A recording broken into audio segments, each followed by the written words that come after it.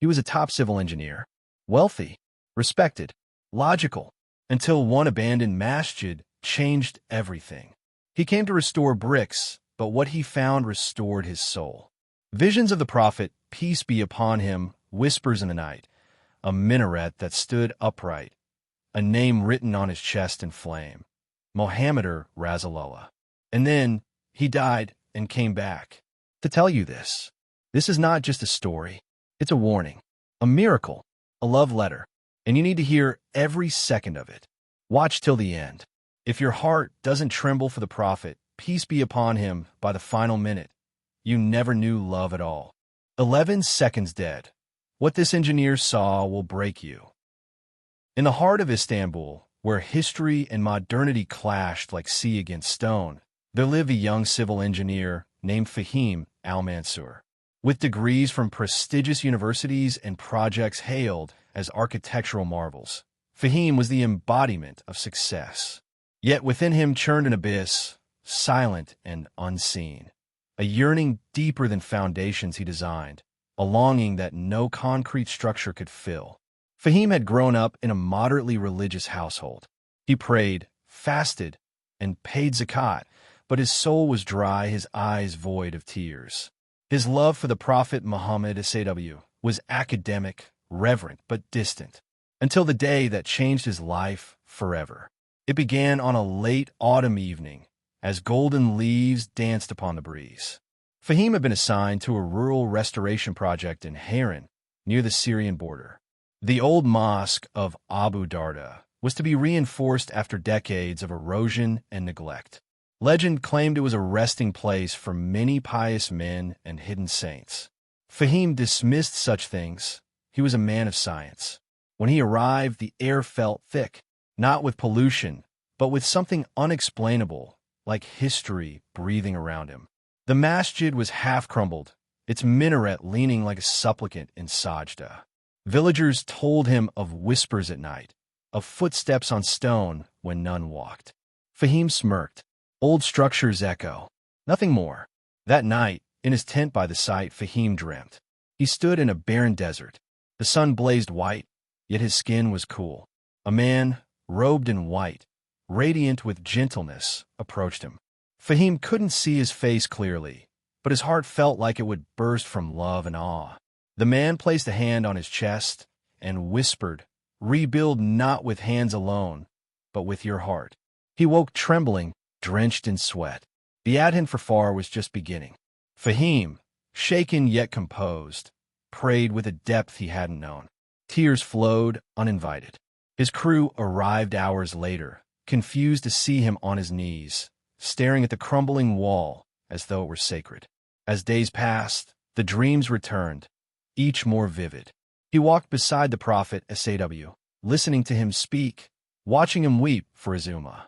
One night, he dreamt he was in a hud, bloodied, shielding the Prophet with his own body. Another night, he carried water to the people of Ta'if who rejected the Prophet. Faheem would wake sobbing, calling out, "Ya Rasulullah." One evening, as he surveyed the foundation, a crew member screamed. Beneath a broken stone slab, they had uncovered bones, old, yet preserved unnaturally well.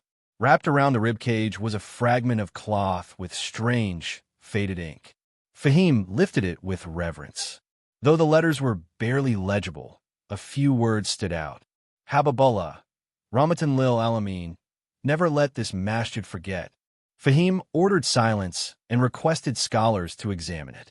The village elders begged him to bury the bones again, claiming they belonged to a wali, perhaps a companion of the Tabi'in. But Faheem needed answers.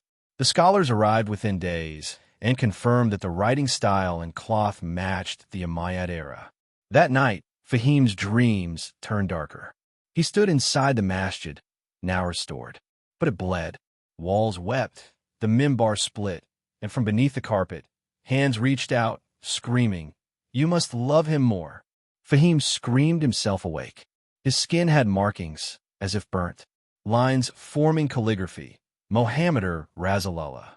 He rushed to the masjid's half-finished site, alone. The moon was full, casting shadows like spirits across stone. In the silence, He began reciting salawat. Suddenly, the earth trembled lightly. A wind circled the minaret, and then the minaret, long unstable, began to straighten. Not collapse, straighten. Faheem fell to his knees. I believe, Ya Rasulullah. I love you, Ya Habiballah. From the shadow of the Qibla wall came a figure, cloaked, face veiled in celestial light. Faheem's heart stopped, literally. The ECG later would show that his pulse had flatlined for 11 seconds. The figure approached. Love is not words, my son. It is sacrifice. Would you give up your career, your city, your name for him? Faheem whispered yes. The figure touched his chest, and Faheem convulsed. A voice boomed, not with terror, but divine mercy. Then your name shall be among those who serve the lovers of Muhammad, peace be upon him. He woke in the hospital 3 days later. Paramedics had found him unconscious by the masjid site. The doctors couldn't explain the healed burns, the cardiac pause, nor the strange scent of musk that clung to him. Faheem resigned from his firm. He sold his apartment in Istanbul and moved permanently to Harran. The masjid was not only restored, it became a beacon. Pilgrims came after hearing of the visions, the straightened minaret, and the man who now spoke of the prophet as though he had walked beside him. Children loved him, calling him Faheem the lover. He would weep during Mawlid, tremble during Adhan, and recite salawat till his voice broke. The masjid's walls were etched with poems in praise of the prophet, all penned by Faheem himself. In his final years, Faheem rarely spoke. He would sit near the mimbar and whisper, "He is coming soon. I feel it." And one night, as a gentle drizzle fell and the moon lit the old stones, Faheem died in sajda. Witnesses claimed a fragrant wind blew through the masjid, and a voice, not earthly, said, "The lover has returned." To this day, pilgrims visit his grave beside the masjid. Many say their hearts soften when they stand there. Some say they see dreams of the prophet, peace be upon him. Others hear a whisper, "Love him not with tongue, but with every brick of your being." Faheem Al-Mansoor, the civil engineer, had built towers of steel. But in the end, he built something greater, a bridge of love between hearts and the beloved of Allah, Muhammad Mustafa, peace be upon him.